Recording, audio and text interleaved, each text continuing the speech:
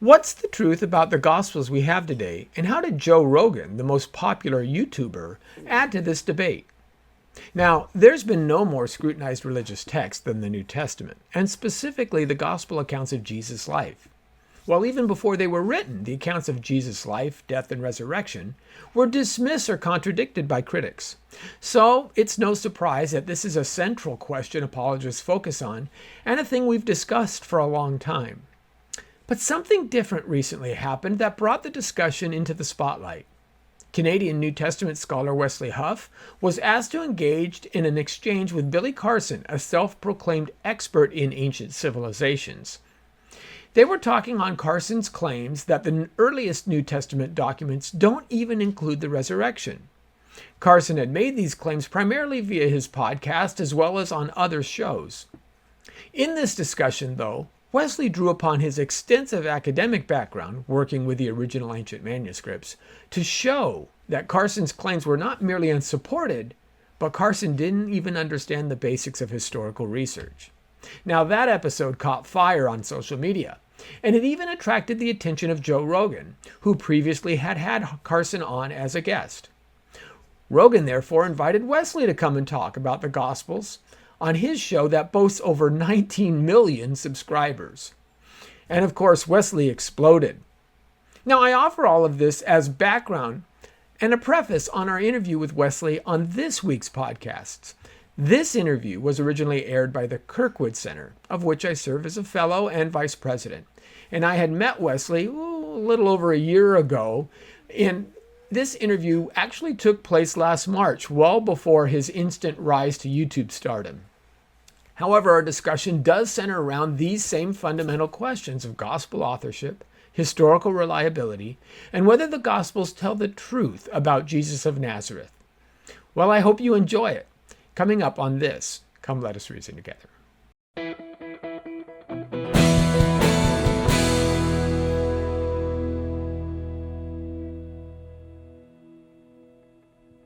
My name is Anthony Costello. I am joined today by our Vice President, Lenny Esposito. Good morning.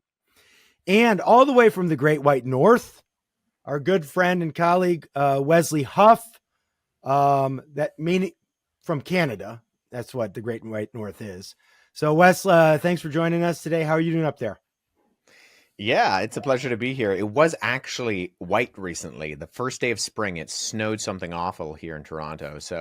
But the sun is out. It melted the snow. We're back to what should be normal weather. So praying against any more of that, because that's just ridiculous. Even for Canada, that's ridiculous. But I'm doing wonderful.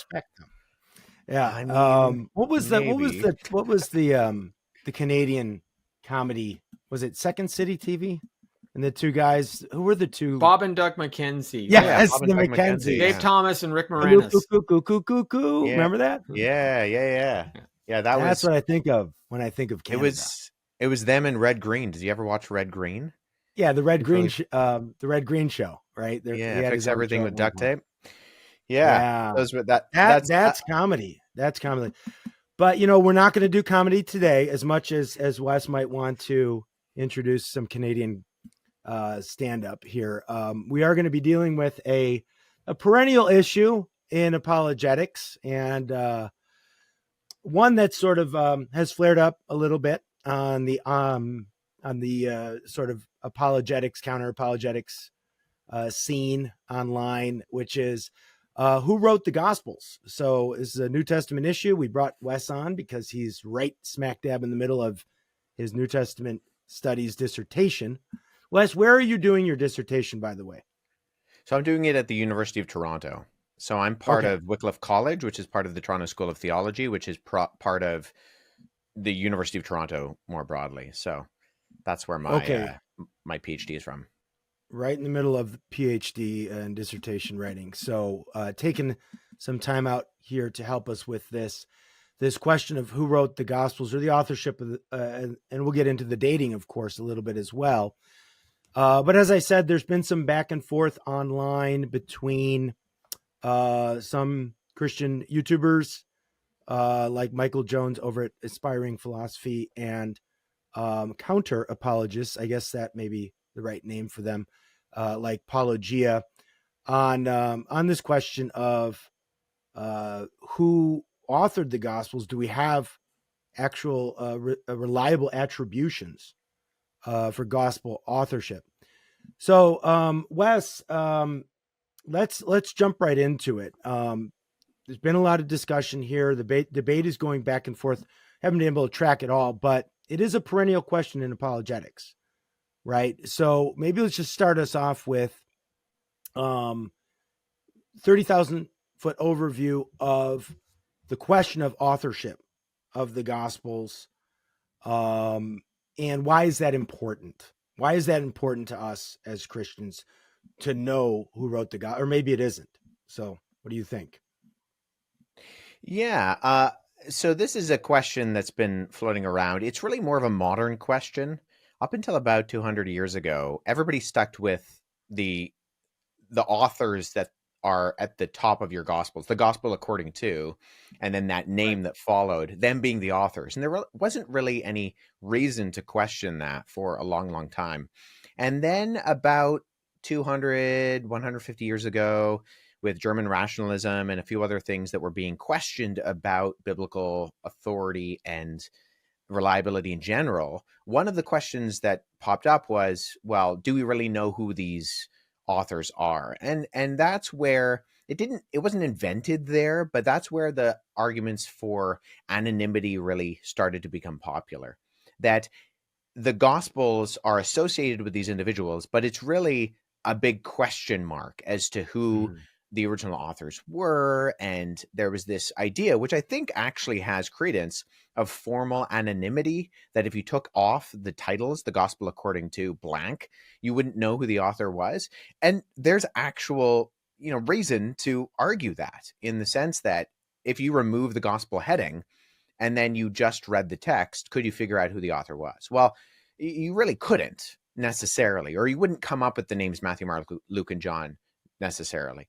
But that seems to be a separate question from the fact that we have a lot of conversation within the early church and within the manuscript tradition more broadly as to who the authors are. And I think that goes a long way into giving the historical evidence the benefit of the doubt and saying, why some of these questions are interesting to discuss, but really at the end of the day, saying we have no idea who wrote these documents, I think really is a bit of a misnomer.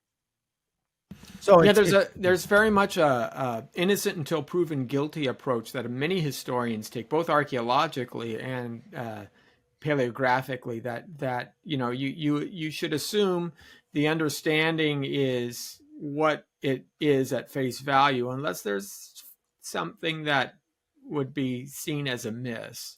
Right? If you have a long tradition and you have external sources who are testifying to this, then you really got to build up a pretty tough case to say, this is why that's not true. Yeah, it's called the principle of credulity in epistemology, right? And you believe a testimony until you have controverting evidence to undermine the testimony. So yeah, Wes, so historically, we would say, like, with the rise of higher biblical criticism, especially in Germany, where all bad things come from, with the exception of bratwurst. But with the rise of higher biblical criticism in Germany, there's a skeptical move. There's a questioning of all of the received tradition, right? So, and I was reading not too long ago where someone had placed really the emergence of biblical criticism with Spinoza in the 17th, 18th century, because he was the first one to sort of formally in writing question Mosaic authorship of the Torah. Okay, so 200 years roughly of sort of questioning the received wisdom. What are, well, let me ask this. Let's say we didn't have the names attributed to the Gospels. What difference might that make? Well, I'll back up a little bit and I'll say, I will address that question specifically. Okay. But I think one of the things this conversation misses is when we look at biographical material within the Greco-Roman world, are the Gospels unusual in that they're formally anonymous? And I think of between the 90 and 100 biographical type writings we have on either side of Jesus. So if we go 100 years, 150 years before Jesus and 150 years after Jesus, so we have about a 300-year period of ancient antiquity, there are between 90 and 100 kind of biographical writing materials that we have. Only 2 of those identify themselves formally within the writings. The rest are all what we would call formally anonymous. It's only Historia Augusta, the life of Aelius, and Lucian's Passing of Peregrinus that actually identify themselves within the text. And Plutarch, who's considered one of the most important ancient biographers within ancient antiquity, he wrote 60 biographies, 40 of which survive today. Plutarch is never mentioned within any of his extant writings. He never identifies himself once. Like, he never says, I, Plutarch, No. have written. Yeah. So no, he never. Yeah. So there's no formal kind of autobiographical designation. And actually, we have Xenophon and Caesar are not just formally anonymous, but they refer to themselves in the third person, which I think is not dissimilar to what we see in the Gospel of Matthew and the Gospel of John. So even with this accusation of formal anonymity, which I would say, yes, they are formally anonymous. Formally anonymous. We right. can, okay. Yeah. And so we can say, well, is this unusual? Well, no, it's not. And yet, even though we have 40 extant writings of Plutarch, nobody dares to question that Plutarch wrote them, because we have this long tradition in history that these writings are associated directly with Plutarch. And so I think this is where we fall into an area. Richard Balcombe in the UK, the historian, kind of points this out, where he says that New Testament scholars tend to be far more critical than classicists. Classicists and historians actually give a lot more of the benefit of the doubt to ancient writings, whereas New Testament authors, or New Testament scholars rather, because they have this kind of history coming out of higher criticism of being so skeptical, they often jump to conclusions where when you jump over to the classicists, they're going, well, I don't have any reason to think that Plutarch didn't write that. Everybody says he did. So when we come to Matthew and everybody's saying Matthew wrote Matthew, you say, well, why are we questioning that? I think that's important. So, but to go back to the original question, to go back to your original question, I do think that authorial status and position does matter in one sense, in that the early Christian community, especially when we're talking about the canon of Scripture, what books are considered and recognized as inspired, for the New Testament, the main criteria that the early church used to discern that was, is it connected to someone who knew Jesus or someone who knew Jesus? And so in that sense, its status as being connected directly with the apostolic community is very important. But we still have writings like the book of Hebrews where it's anonymous, in the sense that we have no formal designation consistently, and you don't know who's writing it. And yet the early church still connects it to the early apostolic community despite that. Right. That's right. That's right. I mean, it is. Yeah. So it does matter in the sense of, for the early church, especially with regard to canonicity, that something was written by an eyewitness or someone who knew an eyewitness. Right. Yeah. And I think those are important points as well. A couple of things are interesting when you look at the compilation of the canon, how the canon came to be. First of all, apostolic authority is key, especially in an ancient culture. And this is another thing, Wes, I'm sure you're familiar with, is they valued eyewitness testimony, verbal testimony, above written testimony. They actually, if you could go and hear the eyewitnesses, that was the best you can get. And that's why Paul says, even in 1 Corinthians 15, hey, go out and ask these guys. Don't just take my letter at face value. Go out and ask them. And I think it's Bauckham that points out what happens is about 60 AD, the apostles are getting older. and they're starting to die off. And somebody is going to say, hey, we better put their words down on paper before they aren't around to tell us directly anymore. And so you get a couple of things that follow from that. First of all, because apostolic authority becomes important, all of the Gnostic texts, all of the fraudulent stuff that show up in the second century, try to attach themselves to an apostle, right? The Gospel of Thomas, that's right. The Gospel of Peter. You have all of these things. Why is the Gospel of Judas the Gospel of Judas? Because he was at least one of the 12. So there's a tradition saying that if you're going to have any credence at all within the early church, you better attach yourself to an apostolic figure. That's interesting to show that the original documents that had credence were attached to an apostolic figure. But the second piece that's fascinating is, if I was making this up from scratch, I would never pick these guys.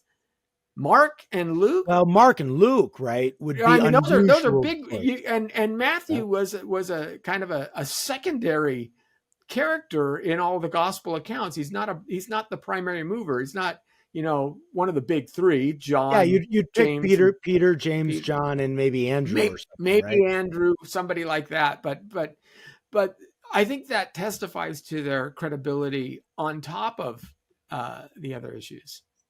Yeah, Wes, definitely. you want to add to that's that? a good point. Yeah, I think that's a really good point to highlight, in the fact that the earliest tradition of who Mark was that he was a companion of Peter, and he got his information from Peter. So at that point, you would almost assume that they would call it the Gospel of Peter, and they don't. They call it the Gospel of Mark. Why? Because Mark is the author.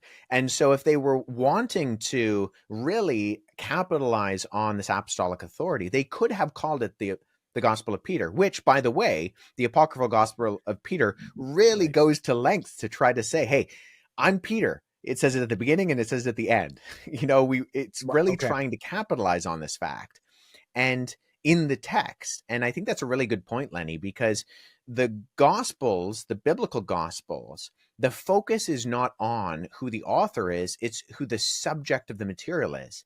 This is truly the gospel, the good news, and that's about Jesus. And so it happens to be according to Matthew, Mark, Luke, and John. Whereas if you read the apocryphal Gospels, a lot of them are really trying to capitalize not necessarily on the focus of the material on Jesus, but on the author to try to appropriate a level of authority that they don't actually have. And maybe get book sales. Maybe, although you know what? Right? These were not very popular. Yeah, huh?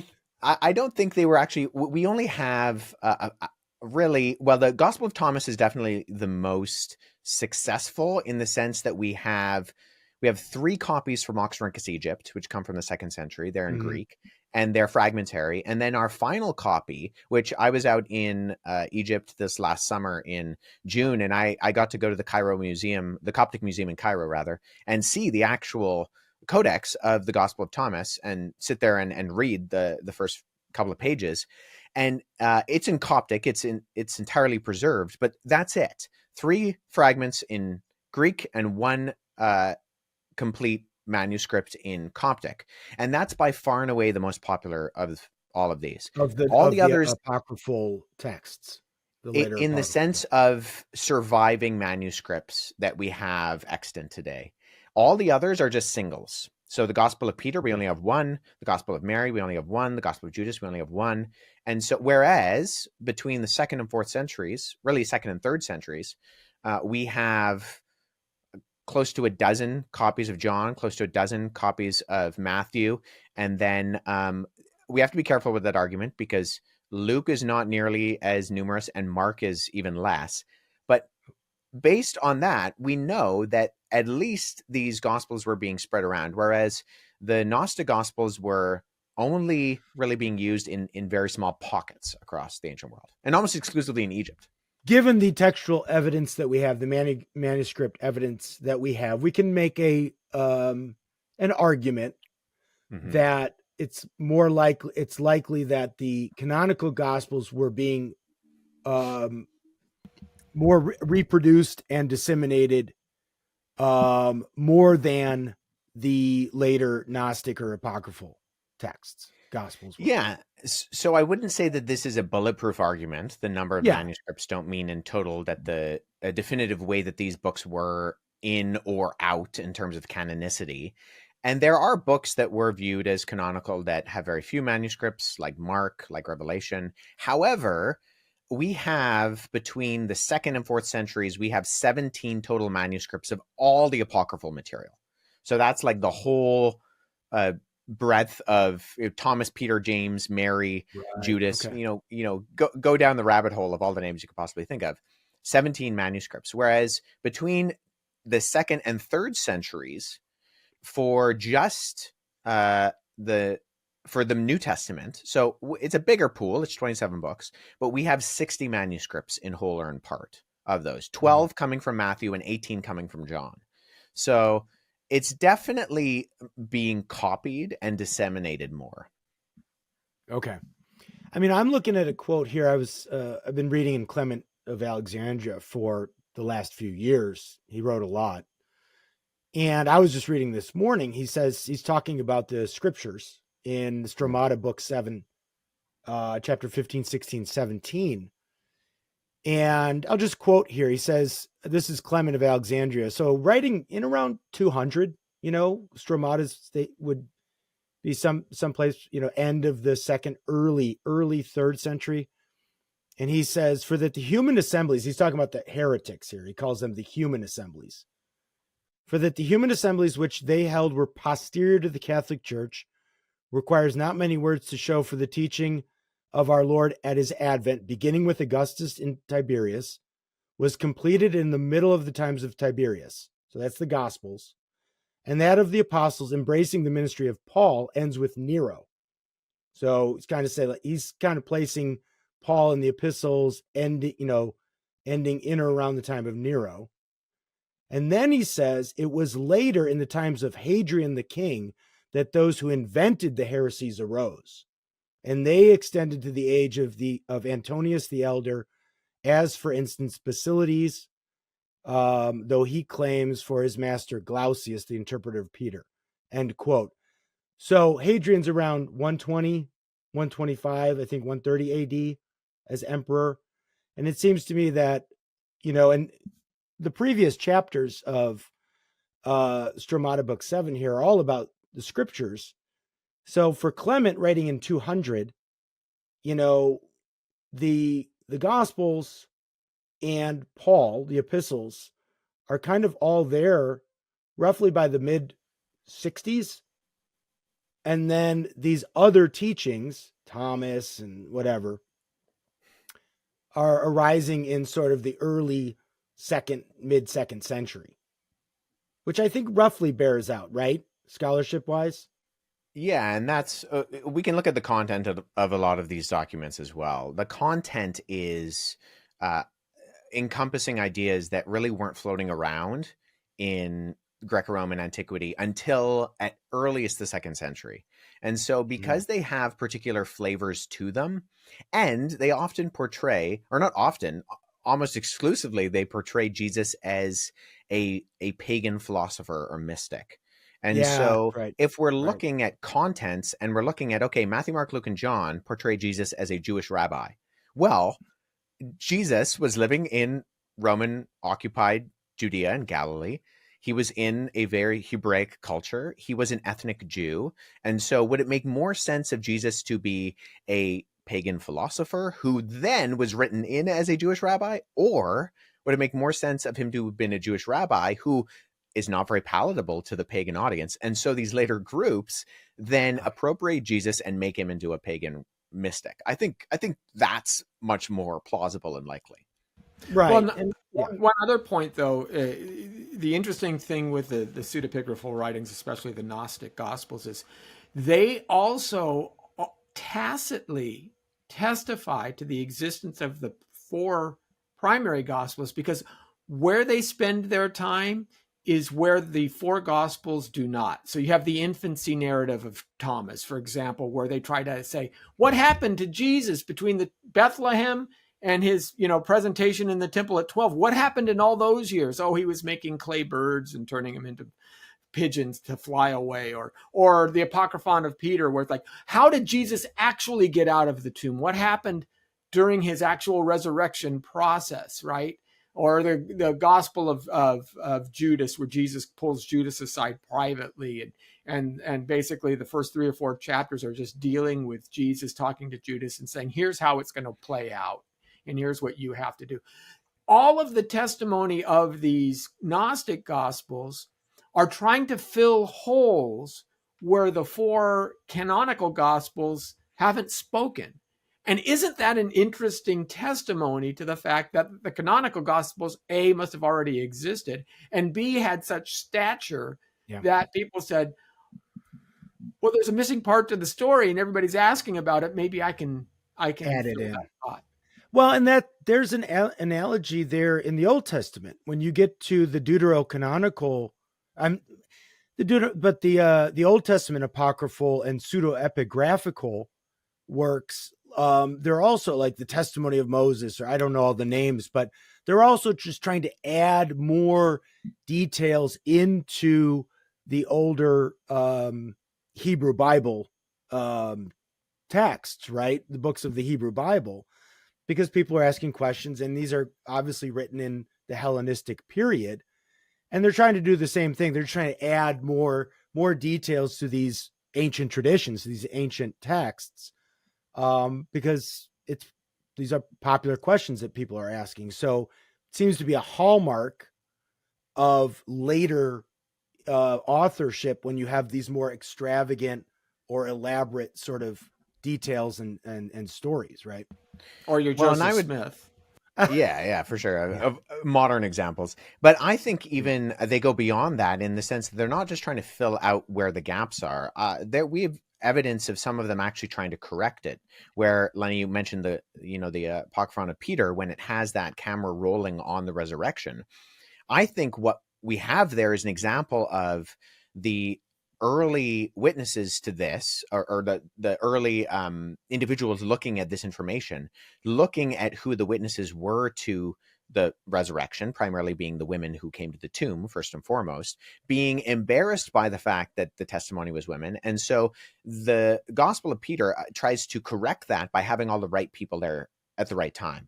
So they have the Roman and Jewish officials camping out in front of the tomb, and then being privy to that event happening. And so what that does is it corrects what they see as a problematic amount of details about who the first witnesses were, and then puts the right people at the right places who they deem as reliable early witness testimony. So, and obviously that's a count against them, because the Jewish officials on Passover would not be camping out in front of a dead body. So whoever's writing this has a complete ignorance of Jewish purity rituals and what the high priest would be doing anyways. And then in their effort to try to correct this type of information, they actually end up showing just a profound ignorance of the historical and religious sociocultural practices of the day. That's good. So Wes, so as to the 4 canonical Gospels, where is, I mean, I always hate this question, where is the scholarship on X, Y, or Z, as if there's ever any real consensus, but there might be. I don't know. I'm not a New Testament guy. Is there a general working consensus for the dates of the Gospels these days? I mean, I know still some people will play some late, 90s, 100s, others try and get them earlier, 50s, 60s, but where would you fall on that, on just the dating of the texts? Yeah, I don't know if I've seen a recent synopsis of the scholarly position. I don't know who's conducting those types of polls anyways, because I see all sorts of polls on New Testament scholarship, and no one's polling me. So I don't know who. Well, they better, especially. I know, right? But I think generally, if you kind of read the breadth of the scholarship, the dates are relatively late. They're usually anywhere between especially in secular scholarship, you'll see people maybe putting Mark as early as 60, and then all the others kind of falling in somewhere in between 70 and 80, and then John at 90. And Mark is still generally always put earliest, right? I think that, The yeah, Mark in priority. that's more or less the general consensus. I am seeing more and more people questioning that, and I think not for wrong reasons. I mean, even my doctoral supervisor is an expert in the synoptic problem, which is the field of trying to figure out, which of the Gospels were written first, especially because Matthew, Mark, and Luke have this literary connection to one another. And even he will say, as the person who literally publishes the critical edition of Q, he will say it's a best estimate. It's we don't know for sure. None of these things come with dates. There are ancient documents that come with dates. The Gospels are not part of that group, and so it's an estimation to the best kind of preponderance of evidence. However, I think the majority of scholars would lean in terms of Mark being first. I think I would say I'm in that camp, but I don't hold it with a very tight grip. I think there are good arguments to argue that Matthew could have predated Mark. I think generally I find it more persuasive that Mark was written first. Nonetheless, what I do think is interesting is if you look at, because I'm a manuscript guy, and if you look at the manuscript evidence, like I mentioned before, our latest attested manuscript of the Gospels is Mark. And yet everybody pretty much agrees that it was the earliest one written. So it's despite the fact that we have such late attestation. In the grand scheme of things, it's actually really early attestation. But when you have copies that come from the 2nd century of the other Gospels, then it's really like, that's incredibly early. So of the Gospels, our latest attestation is Mark, and yet the general consensus is that was the first written. And actually, our earliest attestation with the manuscripts is of John, which everybody agrees is the latest written. What's the one on John P? What's the little 57. 52. 57, is that the 52? Yeah, I'm sorry. I'm sure you have a little. This guy. There it is. Yeah. Every text critic has to have one of those. Yeah, I made this one. I brought some papyrus back from Egypt, and I recreated a bunch of my own facsimiles. And that's dated at like 120 or something. That's dated in early. So this is where we have to be careful, because dating is a really well, not subjective, but difficult, right? Whoops. As much an art as a science. I'm just knocking things over my bookshelf. There's that's okay. Yeah, well, I think so. The problem with dating is that there are 3 main ways that we date manuscripts, and all of them more or less converge on 100-year period. And so I think right now, the way that both the fields of paleography, which is the analysis of ancient handwriting, and papyrology, which is the study of ancient papyrus documents, and manuscript studies more broadly, which includes groups like text critics, where the consensus on that is basically just naming the century, or saying something like late 2nd, early 3rd, because if we want to get exact, we run into a lot of issues. So historically, P52 was always dated to the beginning of the 2nd century. That has been brought into question in the last 50 years. And I think that I think that the question has been incorrect. I still think it's approximately that, but the field has become more safe in saying we can at minimum say what century it was found in. And I think that's probably best, because it is really tricky when we start to get to exact numbers. Right, sure. Yeah. But yes, so we have early manuscript evidence for John.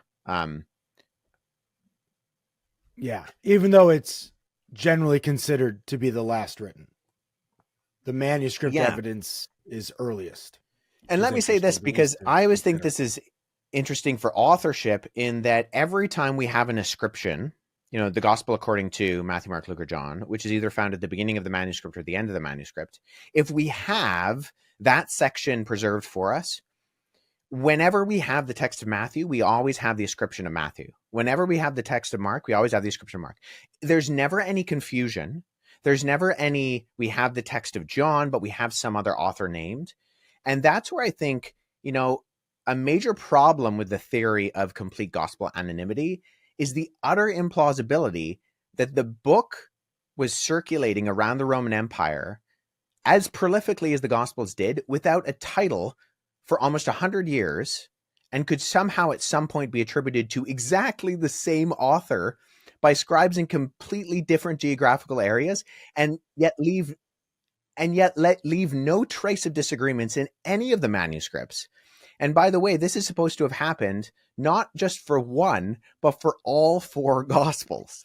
So I think that fact alone, for me as a manuscript guy, if I'm consistently, no matter what time frame, no matter what geographical location, if I'm finding copies of the Gospels in Egypt, or I'm finding them in Syria, or I'm finding them in the British Isles, and everybody is saying, hey, here's the text of John, and it's the Gospel according to John, nobody's ascribing a different author. Nobody's ascribing a different individual connected to the early Jesus community.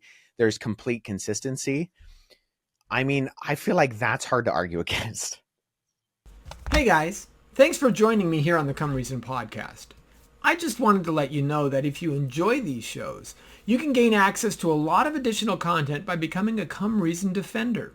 With your tax-deductible gift of $25 a month, you'll be able to view exclusive videos, debates, and presentations, even by top scholars such as Dr. J.P. Moreland, Sean McDowell, J. Warner Wallace, Dr. Hugh Ross, and many, many more.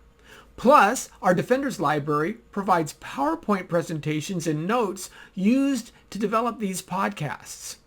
So check it out by logging on to the comereason.org/defenders page on the website and see all the benefits your support provides. And thank you for supporting Come Reason Ministries. So, okay, so let me try and enumerate some of the arguments here for traditional authorship that we've mentioned. One, we talked about a sort of hyper skepticism with regards to biblical studies that isn't quite the same in just classical studies. And we don't need to get into possible motivations for that, although I think we can all kind of guess what some motivations might be for that kind of skepticism. And that sort of emerges with higher biblical criticism in the 18th and 19th century, especially in Germany, that is, really questioning in a sort of rationalistic framework, probably the received wisdom of the church. We talked about the later apocryphal gospels and how they're presupposing, of course, the gospel narratives that we have in Matthew, Mark, Luke, and John, and even trying to sort of correct them because they think they've made mistakes that don't line up with later, probably Greek philosophy and things like that. We talked about why would the church ascribe it to these four guys, Matthew, Mark, Luke, and John, as opposed to sort of better candidates. If you wanted to get sort of have more authority from your author, why not Peter, James, John, and maybe sort of like Andrew or something, some more prominent figures.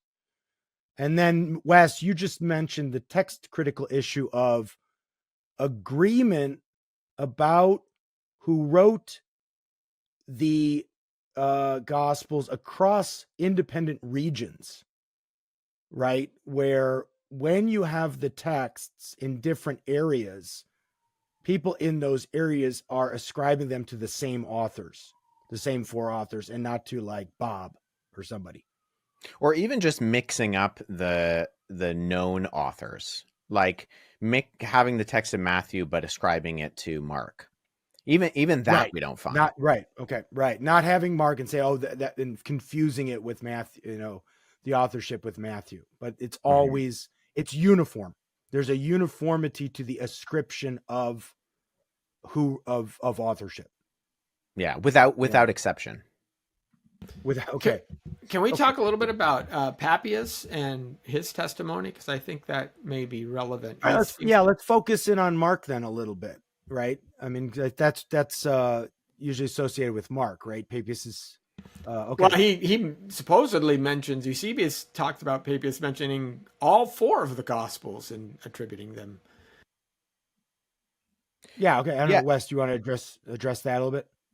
Yeah, I think there's early unanimity in that regard. I mean, this is not just Papias, but you also have Irenaeus when he writes against heresies. He said it's not even possible that the Gospels could be either more or fewer in number than they are. And then he makes an argument from numerology because of the four cherubim and the four winds, or four-faced cherubim, and that's in Against Heresies, book 3. And he is unanimous that it's Matthew, Mark, Luke, and John. And then he has a contemporary, Theophilus of Antioch, who writes a letter called to Autocles. And in 3:12, he says that the same voice of the Spirit that spoke through the prophets speaks through the Gospels. And then he mentions Matthew, Mark, Luke, and John. And so it's you have this unanimity of early church witnesses with Papias, with Irenaeus, with Theophilus, and like you said before, Tony, that there's no debate about the Gospels and about Paul's letters really early on. And so you have this strong kind of body of witnesses within the early church fathers. So zeroing down on Papias is a good one because he is connected directly to the apostolic community. He supposedly he was could go all the way back to the 80s, right? Speaking to disciples who were disciples of the apostles. Yeah. So, and Wes, I don't know if you're tracking the counter. If you know, like what then are some of the arguments that skeptics might make? And as far as I know, there's only one New Testament scholar who appears on YouTube, Bart Ehrman. I don't know if they're well, you may hear this back in. No, it is true. Like the guy's like on every podcast. I think he's the only New Testament scholar that exists. But no, what are some of the arguments then that maybe would be raised against traditional authorship? Well, if we're going down the Papias route, the typical argument would be that the only evidence we have of Papias is from Eusebius, who is in the 4th century. So there's a removal of kind of the origination of the eyewitness testimony.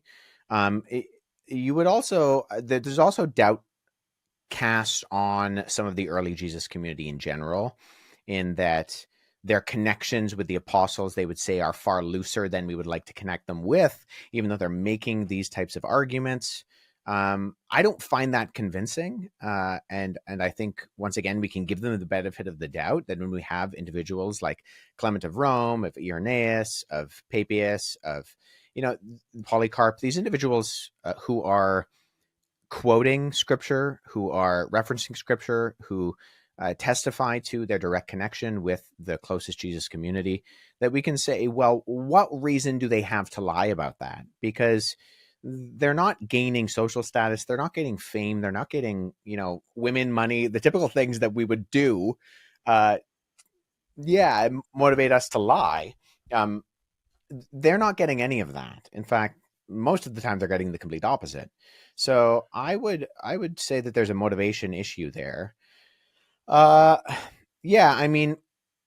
Because there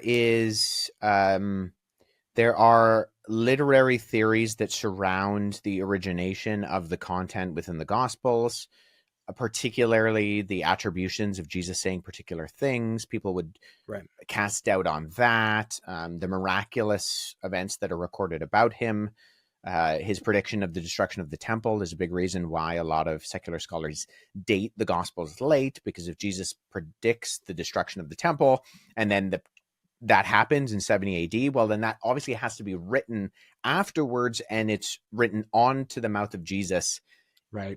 So that it looks like he did actually predict the destruction of the temple. Right. Vaticinus ex eventu, I think, is the technical, right? The reading back. Okay. Yeah. That would certainly, I could see that. I mean, that's common, right? To want to date things later because the idea that there could be a future telling prophecy that comes true is sort of excluded from the outset in your historical studies, right? Yeah, and then there are some other scholars who ascribe that Luke is drawing from Josephus in particular areas, and Josephus is writing later, and so Yeah. some have pushed Luke out even to the early 2nd century because of that. Once again, I think that that's not very strong in terms of its actual evidence in terms of the truth claims. I don't see a reason why. In fact, I think there are bigger differences between the supposed connections between Josephus and Luke than I think there are between the connectivity of, say, Paul and Luke. When Paul is writing to Timothy and he quotes Luke, I think that there's a stronger connection in terms of the word for word verbatim quotations that Paul uses compared to the connections between the supposed connections between Luke and Josephus. So there are, it's not that there are no reasons. It's not that scholars are coming up with these ideas completely off the top of their heads. They have justification for what they're doing. I just think the justification is usually not as strong as the evidence on the other side, or that they're coming in with preconceived ideas and notions. So if you assume natural materialism, that obviously Jesus can't predict something that's going to happen in the future, well, then it's not completely off the cuff to then say, well, then this has to be written back onto Jesus. I just don't assume natural materialism. And so therefore, I think that Jesus could have predicted the destruction of the temple. Well, and you just have a more modern standard for evidence and the making of conclusions, where you expect, before you make any firm conclusion about something, you want, a greater level or degree of evidence, which you're just not going to necessarily get that in the ancient world. So that you're just going to remain agnostic about things. So I could see that being the case for some as well. Okay. Anything else on this? I think we wanted to do a little bit extra on the Gospel of John specifically. Maybe look at that a little bit more closely, because that is obviously different from the synoptics certainly in content. And who is John? And then maybe let's talk about that. So, Wes, if you have a few extra minutes, maybe we'll do something a little bit on the Gospel of John. I don't know if you just want to kick that off for us. How is John different? I mean, we talked a little bit about the manuscript evidence, but when it comes to authorship, is there maybe even, I don't know, is there another level of sort of anonymity there with John? Because conservative scholars will debate over who this John is, right? Yeah, I think we have the fact that there's a lot of consensus that an individual named Johannes, John, wrote the Gospel of John. But the question is that the disciple John? The early church writings ascribe an individual named John the Elder. Is that the same person? And then you have the disciple whom Jesus loved, continually mentioned throughout the Gospels. And so that's clearly the source information of the main eyewitness of where this material is coming from is this particular disciple. So who is this disciple? There are a number of options. I think part of the argumentation against it being the fisherman John is that there's certain levels of information within internally the gospel that kind of show that the conversations that the author seems to have access to requires a level of social status that a fisherman would not have been able to get into those rooms. And so you could get around that by saying, conversations that occur during the Passion Week, especially, or during the trial of Jesus, during the trial specifically, particularly knowing that Pilate's wife had a dream, for example. That's insider information. That's not going to be, Pilate's not going to come out and tell that to the general public. That has to happen within Pilate's household. And so there's a speculation that someone was connected with Pilate's household in well-to-do circles, that type of thing. Yeah, or the Sanhedrin, these areas where there would have been a certain level of socioeconomic and religious status that would have been required to be have access to these Hmm. conversations. Now, you could get around that by saying that, well, John is likewise interviewing eyewitnesses, and that's how he's getting information. Right. That the source information doesn't have to necessarily be of one, particular line of evidence, and I think that that's valid. I think this is also where there was a theory that was developed, and then I think it was when I first heard about it was under Craig Evans, where the that the individual, the disciple whom Jesus loved, was being proposed as Lazarus, because the first time someone was described as being loved by Jesus in that way was when Jesus was going to raise Lazarus from the dead. And they Right. came to him and said, the one whom you love has died. And so after that point, that's when this character, the disciple whom Jesus loved, starts to pop up all over the place after John chapter 11. And so then the theory predicated on that is that this is actually Lazarus. And so Lazarus would have been of a particular social standing that we can see from at least the status of Mary and Martha being able to host, being able to financially provide, and those types of things, that they very well could have had this kind of social standing that would have allowed him to get into these rooms. Now, these are all theories. And so at the end of the day, we can come down on one decision or another, but we're never going to actually know. But nonetheless, whoever is writing the Gospel of John, his name is almost certainly John because Yeah. of Right. the evidence that we have based on that. And because the early church really doesn't ascribe it to anybody else. Again. Right. Yeah. No, there's no other ascription. Yeah. Which is You do have to at least say that the individual who wrote first of all, there's internally, I think there's some testimony. It's interesting that Peter mentions, the transfiguration in his letter. It was something so big that it moved him. And in First John, we were eyewitnesses of his glory, right? The same kind of testimony. Yeah. And if you look at the transfiguration, there's only a few people there.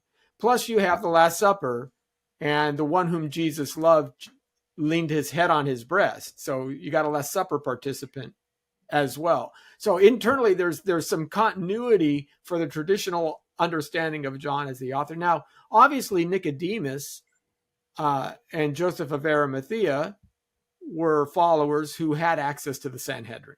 So those Sanhedrin pieces, I don't have any, because Nicodemus came at night and interviewed Jesus. We have John chapter 3, the whole thing. So whoever is writing the Gospel of John has direct access to Nicodemus, and at least that story. We've got that portion covered. And then there's some evidence that one of the maidservants in Pilate's household was a later convert to Christianity.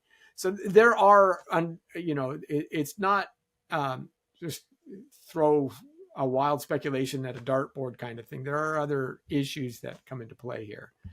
Yeah, and I think the Achilles heel of a lot of these proposed individuals that have scholars have hypothesized in the last few decades is the fact that we don't have any attribution of any of those other individuals being the authors within the early church period. And so if it was Lazarus, why did nobody even think of mentioning that? Yeah, Lazarus. I mean, that would certainly. I'd have to go back and look at Baucham's Jesus and the Eyewitnesses, and it's not a huge part of the book, but it is in there where he posits yet another John. Yeah, I think it's the John that appears in Acts chapter 4, but that is not John of the 12 apostles. It's a John who seems to be attached to the high priest somehow, or within the inner circle of the high priest, the high priestly office. yeah. And he's just mentioned there in like Acts 4. And I think Baucham tries to stretch a little bit and say maybe it's this other John who would have access to, as you say, like the Sanhedrin and stuff, and that's where he would have known about more intimate details of Jesus's trial.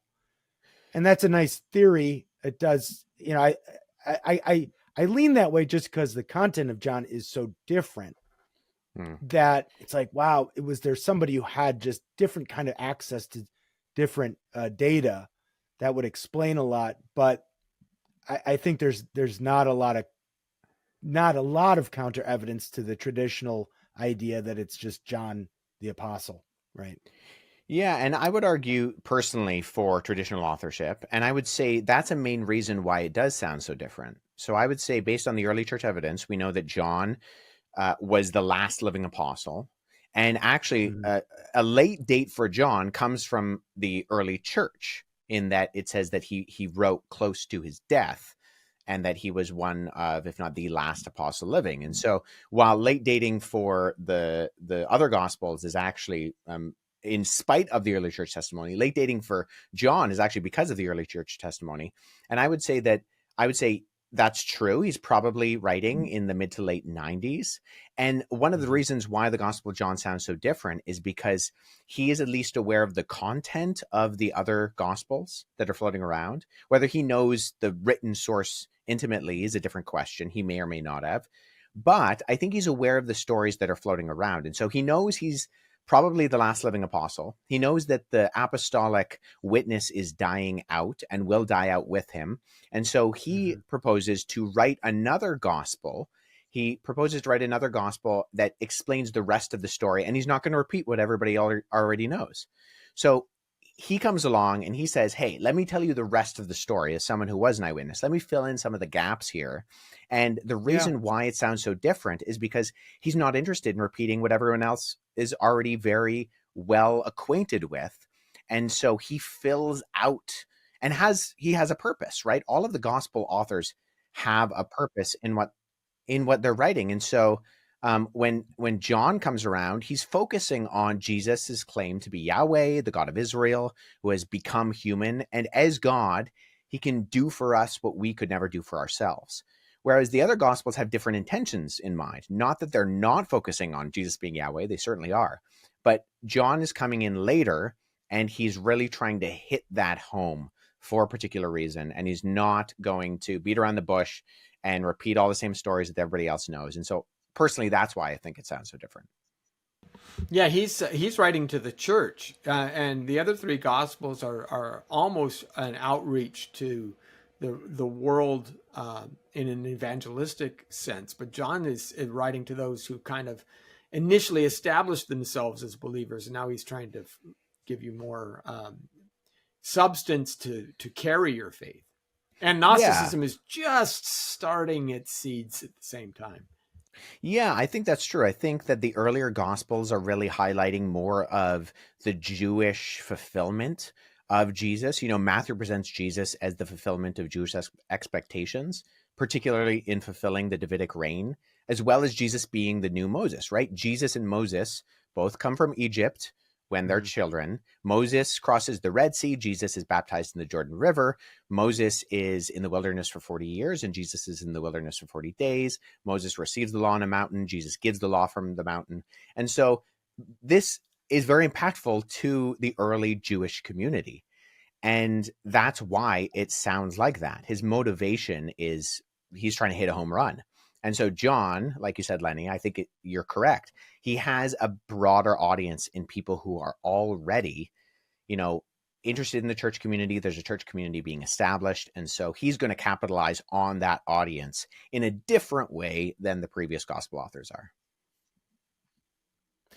You know what? Since you mentioned Matthew there, let me ask this last question then, and then we can kind of wrap up. So I've been reading through James Edwards's Pillar New Testament commentary on Luke, and he mentions a source that he calls the Hebrew gospel, or the gospel that is written in Hebrew, which is also, he says, referenced by at least a dozen early church fathers. Now, one source theory is that Matthew, the same author of the Greek Gospel of Matthew, also wrote, before he wrote the Greek version, wrote a version in Hebrew, and then wrote his gospel in the Greek. Now, I don't think that Edwards is making a determination about who wrote this Hebrew gospel. Maybe it's Matthew, maybe it was somebody else. But I mean, but what his reason for arguing that there was a Hebrew gospel is that there's all these Hebraisms or Semiticisms in the Gospel of Luke, in Luke Acts, Mm. actually. Mm. So I don't know if you've heard much about that, but I mean, would you have anything to add to that or say about that theory, that source theory? Yeah, I would say he's probably being liberal on saying that there are that many early church fathers who refer to Hebraic Matthew. I He think, says it doesn't specifically, but I don't know. He doesn't say which one. He doesn't lay it out which ones, but he does say a dozen. But yeah, okay, go ahead. yes. So I think, like, specifically Papias, who we've mentioned already, Mhm. it mentions it, and I think anybody else who mentions it is probably drawing on from the testimony of Papias. And even then, Papias says that the collections of the sayings of Jesus were written down, and he has this phrase in the Hebrew dialect, and each interpreted them as well as he could, which is Right. the quote from Eusebius ascribed to Papias. And I would actually interpret that as not that Matthew wrote in Hebrew, but that he wrote in a Hebrew way, in the same way that I just highlighted before, is that it's a very Hebrew type gospel. And so this phrase that he wrote in the Hebrew dialect can just as well be translated, he wrote in a very Hebrew style. And I think that is true of Matthew. In fact, I think Matthew is purposefully both writing scripture. I think Matthew thinks he's writing scripture, and B, I think he thinks he's writing Hebrew narrative and that he's finishing the book of Chronicles, whereas Chronicles finishes the Davidic expectation and is the last book of the Jewish Tanakh. I think just as Chronicles starts with the genealogy, Matthew starts with the genealogy and traces Jesus directly to David. And I think that's what he's doing. And then when Papias sees that and says, oh, well, Matthew's writing in a very Hebrew way, I think that fits perfectly, more so than if he's actually writing in Hebrew, because A, we don't have any evidence for a Hebrew gospel, never mind a Hebrew gospel of Matthew. They're all in Greek. And I see no indication that anything in Matthew is translation Greek. And we can pick out translation Greek. With regards to Edwards, he's positing a Hebrew gospel because of Luke's gospel, because he says there's this abundance of Semitisms and Hebraisms in Luke, not in Matthew. So that's why I think he's saying he's arguing there was a Hebrew gospel that Luke drew from. Whether or not it was Matthew who wrote it, I think Edwards is staying agnostic, but he's just saying that he does believe there was a Hebrew gospel story prior that Luke drew from. So that would have been at least earlier than Luke, but I don't know. Maybe you haven't. I mean, it's hypothetical. It's not impossible, but I just don't think it's probable. I don't think it's probable because I think it would be far more likely that it was written in Aramaic than it would be written in Hebrew, for the kind of linguistic like notoriety of the time of what languages were actually being spoken and utilized. I think it's very unlikely that it would have been in Hebrew. I think the Hebraicisms are probably a result of the fact that someone like Luke is a Greek and he's writing and he knows that he's going to have both a Greek and a Jewish audience. And so he is making sure that he is translating and he's synthesizing for his audience, who will be a combination of Greeks and Jews, in a way that will make sense both for the Jews and for the Greeks and be both understandable and palatable for both audiences. I think. Well, and if he's bilingual, yeah, he could be thinking in both languages as he's writing, I suppose. I don't know. Yeah, and I mean Matthew, I think is written in. So you would say just for I'm just want to get your. You would say you don't think there was a gospel written in Hebrew before that all the gospels, the earliest gospels, the gospels we have were written first right out the bat in Greek. Unanimously, I think I would say that. Yeah. I don't Okay. see anything to the contrary. And I think actually, particularly with Matthew, I would say we actually have evidence of verbatim statements from Jesus that Jesus spoke in Greek. And one of the evidences for that is that the Beatitudes in Matthew chapter 5 are alliterations in Greek. And there are particular sections. So blessed are the poor. That's the ptochoi is the first word. Those who mourn is pentontes, and the meek is praise, and then those who hunger is pientontas. And so you have alliteration of the same word in the same way that if you were a good preacher, you would have these kind of linguistic ways of remembering things. And so in English, it's like, oh, blessed are the poor, those who mourn, the meek, those who hunger. But in Greek, there's a style to it that is almost like poetic. And so I think, particularly because Jesus is giving that sermon not far from the Decapolis, which is a unanimously Greek-speaking area, that Jesus knows that there's going to be a lot of Greeks in the audience. He's going to give this in Greek because both of his Greek and Jewish audiences are going to be able to understand him. And he's doing it in a way that is full of linguistic tools that a good preacher today would utilize as well to help his audience remember what he's saying. So I actually think we have verbatim statements of Greek within the Gospel of Matthew that Jesus spoke in Greek. No, that's a good point because, boy, I feel really ignorant now because I don't know. I hadn't thought so much about Jesus speaking in Greek that much because it's always kind of said, well, Jesus would have spoke Aramaic, so he must have done everything in Aramaic. But, what if Jesus was doing a lot of his sermons, especially his very public sermons, in Greek? And so therefore it's not really a translation. Well, if you want to reach a lot of people. Yeah. Well, of course, right. And dialects can really vary culturally as well. So you use the lingua franca, you use the common language. Koine was the lingua franca. Yeah.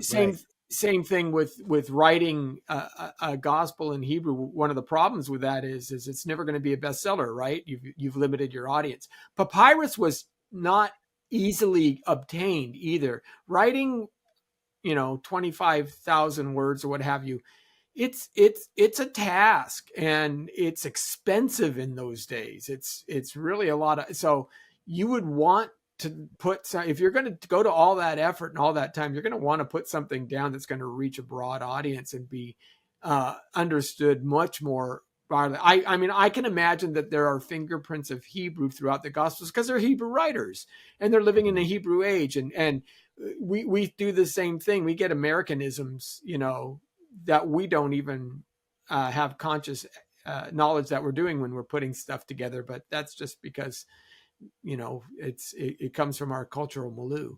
Well, Wes, would Hebrew, like official Hebrew, would that have been fairly exclusive at the time? I mean, would that have been more reserved for the upper class or just the religious class? It was like Latin was in the last century. It was a formal language, but everybody spoke Aramaic, colloquially, or Greek.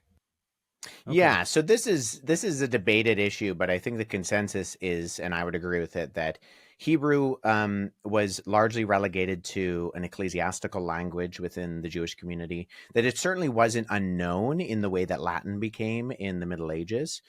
It would have been used pretty frequently, and you would have gone to the synagogues and heard Hebrew spoken and even taught in Hebrew. Or read in Hebrew, right. Yeah, pretty frequently. But this was such a multi-linguistic age that you would have been speaking. I mean, ever since the Babylonian exile, you would have been speaking Aramaic.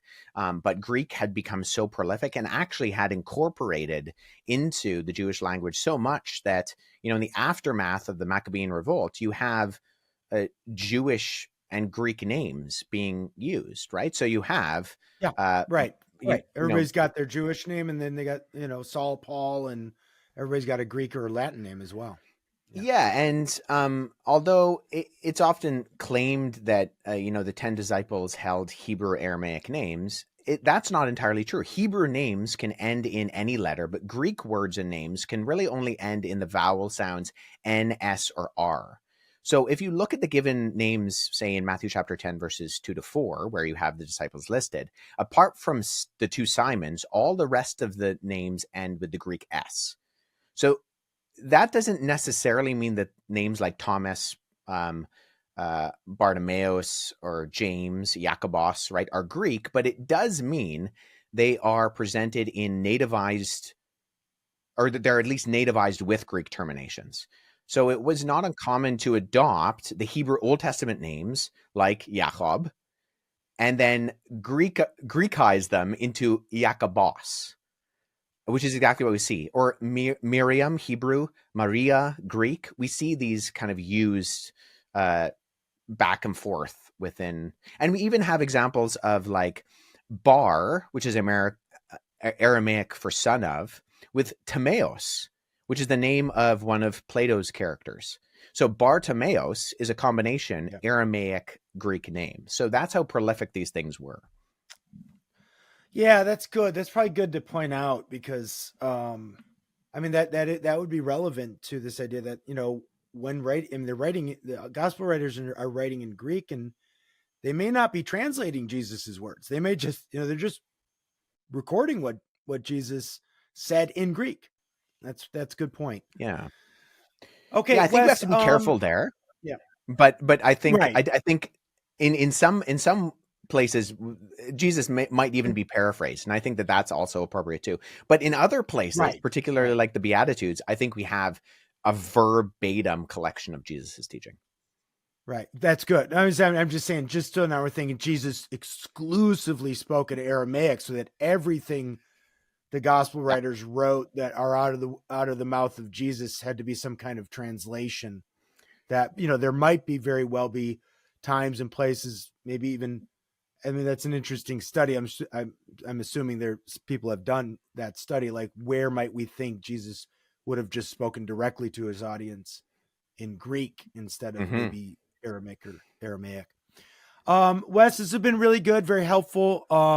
Before we sign off, where can people who watch this video find your ministry and your writings and some of your other work? The one-stop shop would be wesleyhuff.com, WESLEYHUFF.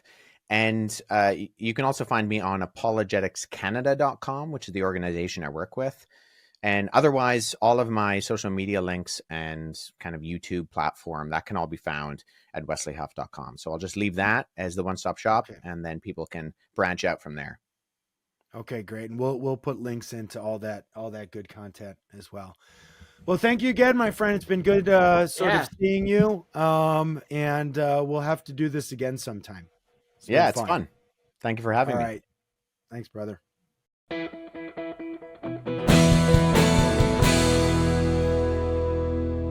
Thank you for watching this Come Reason video. I hope you enjoyed it. If you'd like to see more videos like these, consider subscribing to our Come Reason YouTube channel by clicking on the subscribe button. And you can follow us on social media. Lastly, if you'd like to help keep these kinds of videos free, consider providing a donation by clicking on the donation button beside me. Thank you.